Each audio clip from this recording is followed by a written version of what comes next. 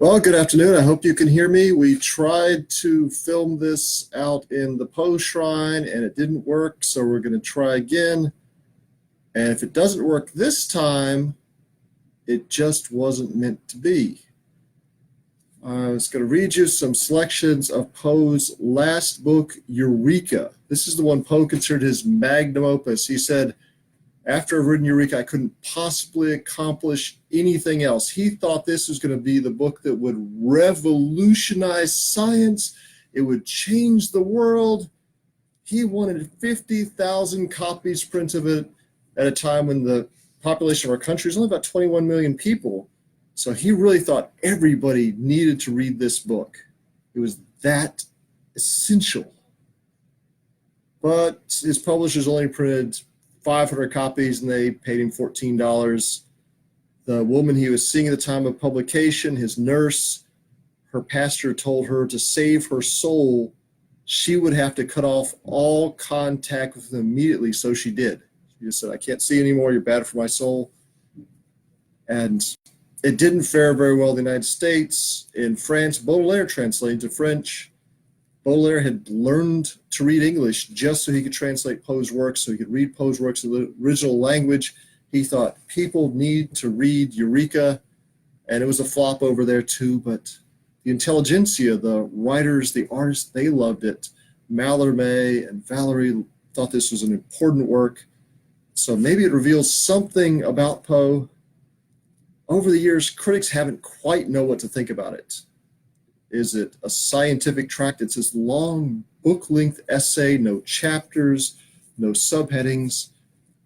And Poe calls it Eureka, a prose poem. So what do we think of it? Is it a scientific essay? Is it a poem?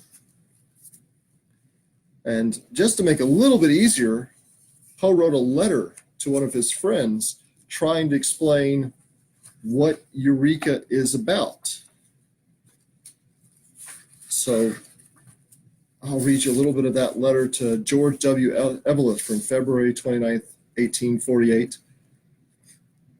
The general proposition is this: because nothing was, therefore all things are. Number one, an inspection of the universality of gravitation, i.e., of the fact that each particle tends not to any one common point, but to every other particle, suggests perfect totality or absolute unity as the source of the phenomenon. Suppose saying that because gravitation is pulling us together, that's pointing to the fact that at one point everything must have been together. It's that original unity. Two, gravity is but the mode in which is manifested the tendency of all things to return into their original unity. It is but the reaction of the first divine act. Three, the law regulating the return, i.e. the law of gravitation, is but the necessary result of the necessary and sole possible mode of equal irradiation of matter through space. This equable irradiation is necessary as a basis for the nebular theory of Laplace. So the nebular theory is that essentially there was a big cloud and the particles of that cloud condensed to form the stars and the planets, the solar system. But Poe's saying the only way this could happen is if we were all once unified and we're going back to that original unity. So he's taking a little spin on the nebular theory. Four, the universe of stars, contradistinguished from the universe of space, is limited. He was saying that there's not an infinite number of stars, there's a limited number of stars. And this disputed some of the theories that there was an infinite universe, popular about infinite stars. And then people ask, well, why is the sky dark at night? Wouldn't you just look up and see it's just a bunch of stars? So Poe's trying to explain, why is there so much empty space out there? Why is there darkness out there? And he even pointed out that we might be looking at darkness in one spot right now where there is a star, the light just hasn't reached us yet. That's how big the universe is. And now people just assume that to be the truth. And Poe's here pointing that out early on in his book. 5, the mind is cognizant of matter only through its two properties, attraction and repulsion. A finely consolidated globe of globes, being but one particle, would be without attraction, i.e. gravitation. The existence of such a globe presupposes the expulsion of the separate ether, which we know to exist between the particles as at present diffuse. Thus, the final globe would be matter without attraction or repulsion, but these are matter. Then the final globe would be matter without matter, i.e. no matter at all. It must disappear. Thus, unity is nothingness. So Poe said that in the end, if everything's unified again, it's going to just collapse in on itself. There'll be nothing. At the same time, if we started out as unified, we also began as nothing and sprang out of nothing, and then eventually the universe will become nothing again. Number 6, matter springing from unity sprang from nothingness, i.e. was created. Something, he says, must have created it. 7, all will return to nothingness. In returning to unity, so we came out of nothing, will be nothing. And then he says, what I have propounded will, in good time, revolutionize the world of physical and metaphysical science. I say this calmly, but I say it. So that's just a little letter where Poe's trying to explain what he's going to be talking about. But he wants us to know, in one of his essays, he mentioned an infinity of error makes its way into our philosophy through man's habit of considering himself a citizen of a world solely of an individual planet, instead of at least occasionally contemplating his position as a cosmopolite proper, as a denizen of the universe. So we're really part of a greater universe, and Poe's trying to point that out. So that having been said, let's see where Poe starts. He starts with a preface. To the few who love me and whom I love, to those who feel rather than to those who think, to the dreamers and those who put faith in dreams as in the only realities, I offer this book of truths, not in its character of truth teller, but for the beauty that abounds in truth, constituting it true. To these, I present the composition as an art product alone. Let it say as a romance. Or if I be not urging to lofty acclaim, as a poem. What I here propound is true, therefore it cannot die. Or if by any means it be now trodden down so that it die, it will rise again to life everlasting. Nevertheless, it is as a poem only that I wish this work to be judged after I'm dead. So he's saying he wants this to be judged as a poem, as an art object. So then he starts, it is with humility, really unassumed. It is with a sentiment, even of awe, that I pen the opening sentence of this work, for of all conceivable subjects I approach the reader with the most solemn, the most comprehensive, the most difficult, the most august. What terms shall I find sufficiently simple in their sublimity, sufficiently sublime in their simplicity, for the mere enunciation of my theme? I design to speak of the physical, metaphysical, and mathematical, of the material and spiritual universe, of its essence, its origin, its creation, its present condition, and its destiny. I shall be so rash, moreover, as to challenge the conclusions, and thus, in effect, to question the sagacity of many of the greatest and most justly reverenced of men.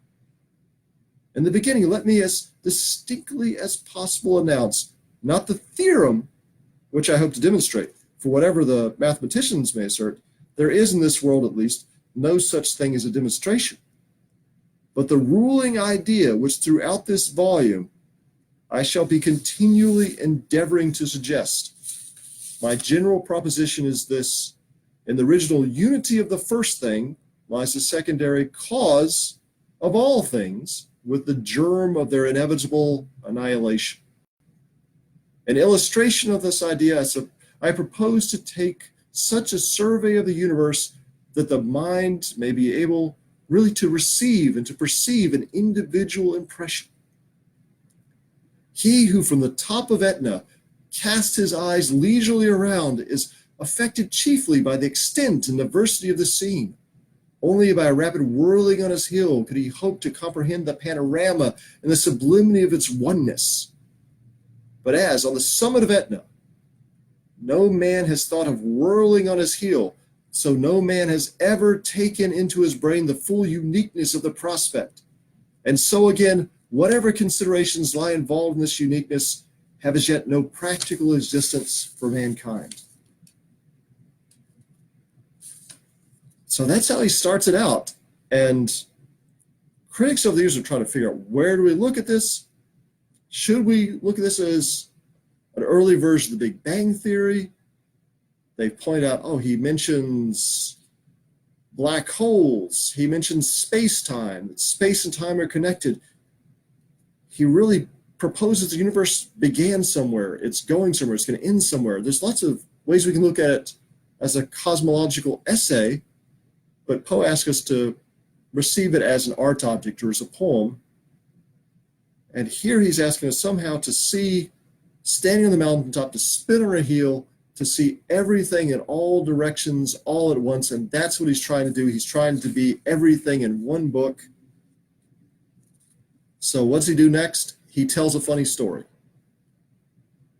Poe tells a story from a guy riding in a balloon in the year 2848 who sent a letter to one of his friends, and here we get to read the letter.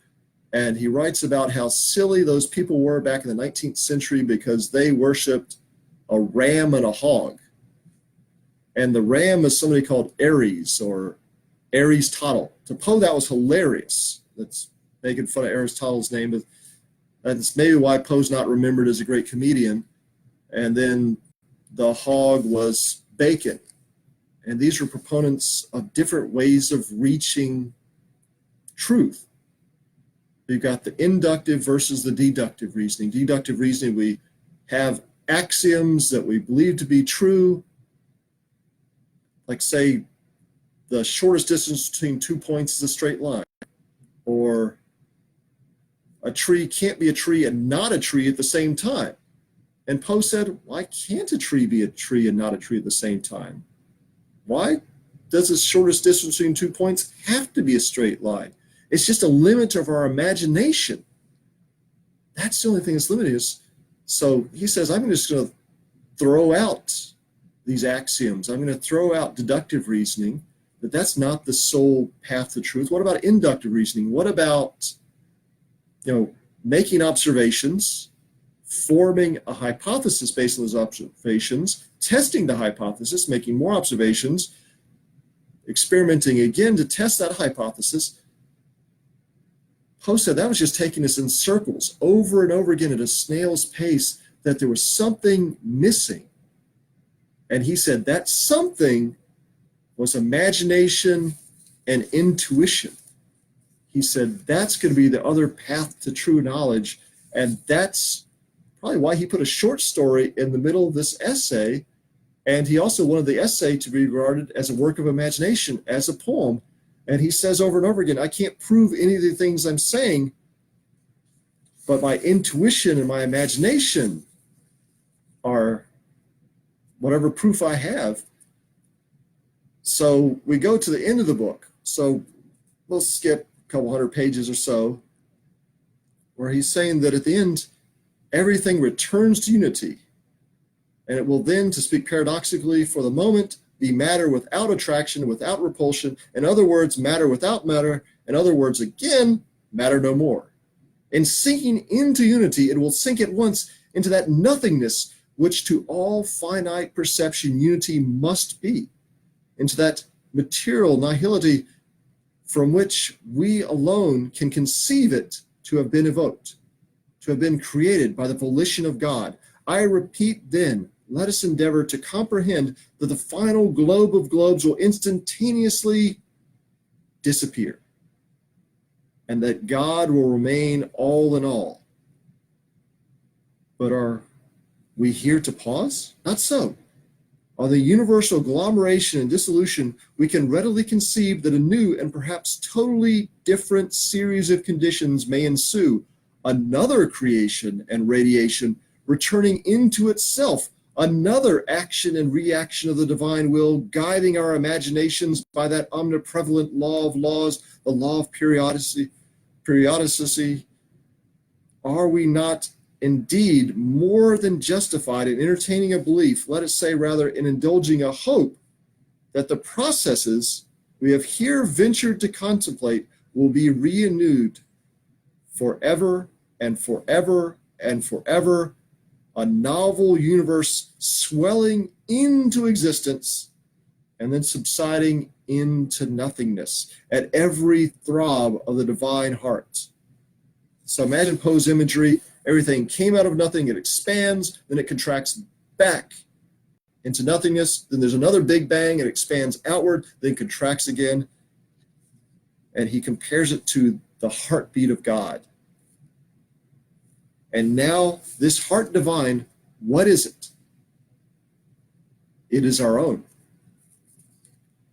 Let not the merely seeming reverence of this idea frighten our souls from that cool exercise of consciousness, from that deep tranquility of self-inspection, through which alone we can hope to attain the presence of this, the most sublime of truths, and look it leisurely in the face.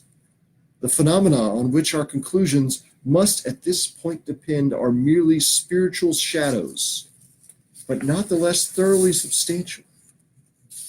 We walk about amid the destinies of our world existence, encompassed by dim but ever-present memories of a destiny more vast, very distant in the bygone time, and infinitely awful. So he's saying that we still have in our intuition the memories of those universes upon universes of our distant past. And in our youth, we still remember them back in those days when we believed in dreams as our only realities. So he continues, we live out a youth peculiarly haunted by such shadows, yet never mistaking them for dreams, as memories we know them. During our youth, the distinction is too clear to deceive us even for a moment. So long as this youth endures, the feeling that we exist is the most natural of all feelings. We understand it thoroughly, that there was a period at which we did not exist, or that it might so have happened that we never had existed at all, are the considerations indeed which during this youth we find difficulty in understanding. Why we should not exist is up to the epoch of manhood. Of all queries, the most unanswerable. Existence, self-existence, existence from all time and all eternity seems, up to the epoch of manhood, a normal and unquestionable condition. Seems because it is. So he's saying that in childhood, we just naturally assumed this. We are naturally in touch with our former selves, and that growing up, we were educated out of it. We were taught out of it. But now comes the period at which a conventional world reason awakens us from the truth of our dream. Doubt, surprise, and incomprehensibility arrive at the same moment. They say, you lived a time there was a time when you lived not. You have been created. An intelligence exists greater than your own. And it's only through this intelligence that you live at all. These things we struggle to comprehend and cannot, because these things being untrue are thus of necessity incomprehensible. No thinking being lives who at some luminous point of his life or thought has not felt himself lost amid the surges of futile efforts at understanding or believing that anything exists greater than his own soul. the utter impossibility of any one soul feeling itself inferior to another, the intense, overwhelming dissatisfaction, rebellion at the thought. These, with the omniprevalent aspirations at perfection, are but the spiritual coincident that the material struggles towards original unity, are, to my mind at least, a species of proof far surpassing what man terms demonstration. That no one soul is inferior to another, that nothing is or can be superior to any one soul, that each soul is in part its own God, its own creator. In a word, that God, the material and spiritual God, now exists solely in the diffused matter and spirit of the universe, and that the regathering of this diffused matter and spirit would be but the reconstitution of the purely spiritual and individual God. So how does Poe know that we're all God? Because it's impossible for him to believe there's any being in the universe superior to himself. So now you can see why one of his lady friends was told by our pastor to stay away from him after this book came out. This is blasphemous. In this view alone, we comprehend the riddles of divine injustice, of an inexorable fate. In this view alone, the existence of evil becomes intelligible. But in this view, it becomes more. It becomes endurable.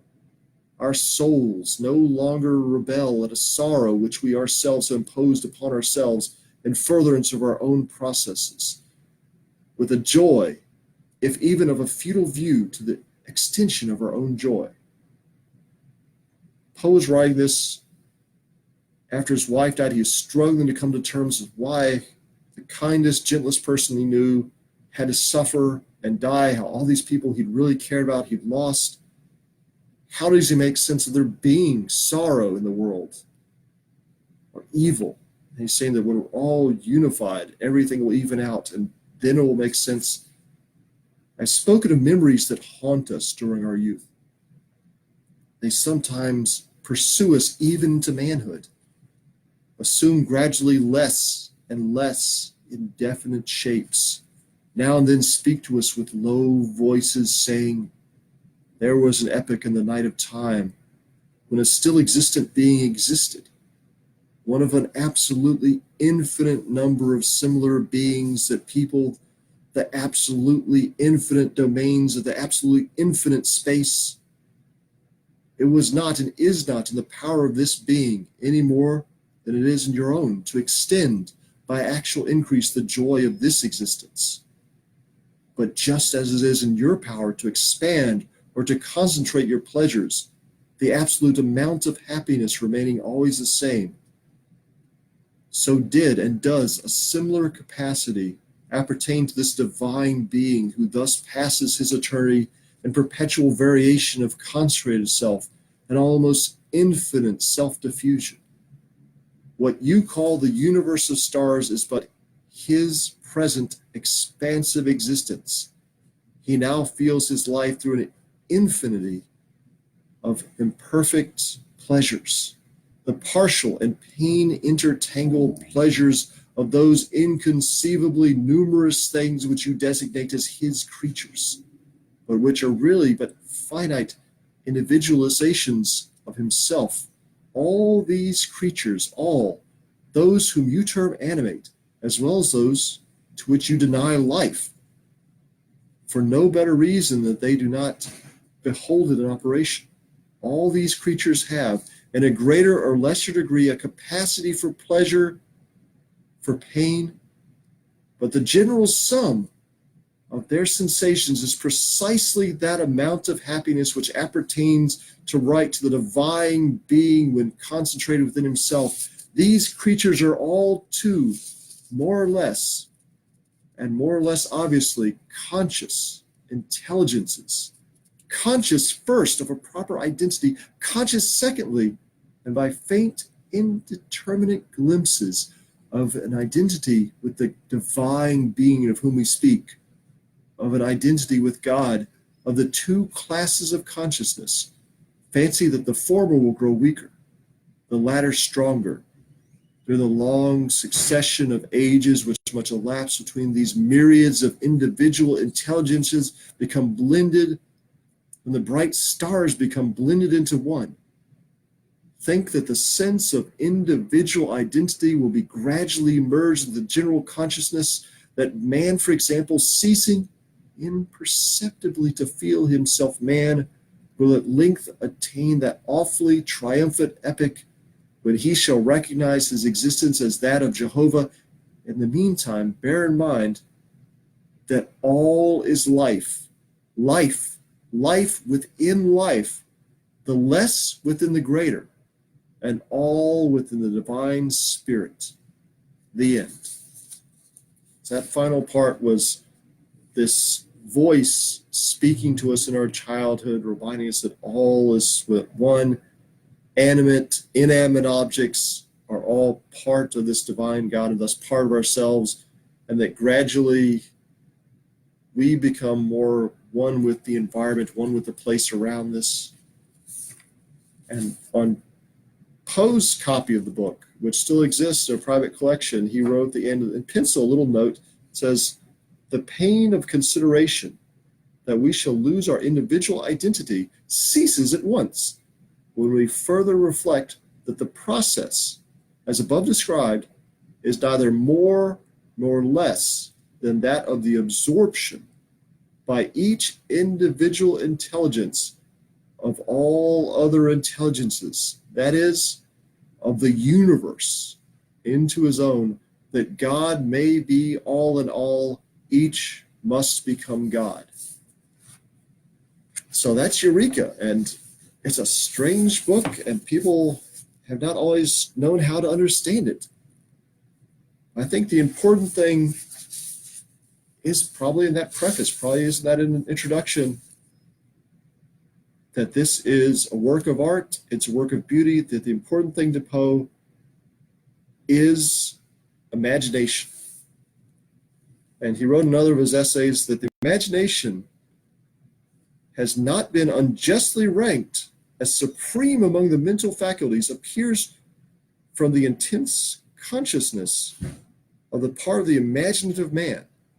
The faculty in being brings his soul often to a glimpse of things supernal and eternal, to the very verge of the great secrets.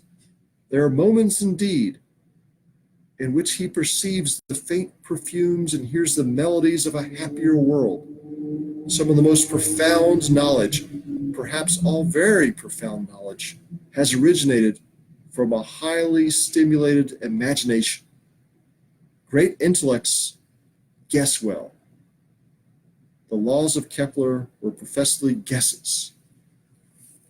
So, in a way, this is Poe's book saying this is the power of the imagination. So I hope it will inspire you. And the great thing about this book is, even though not everybody's read it, people are still discussing it today, still trying to figure out what he was talking about. And I think that's the important thing about a work of literature that's still got people guessing, still got them debating. And if you do come down to the Poe Museum, we do have a copy of it on display in the Elizabeth Arnold Poe Memorial Building. So I hope you'll all be able to come to our end of the universe and check it out.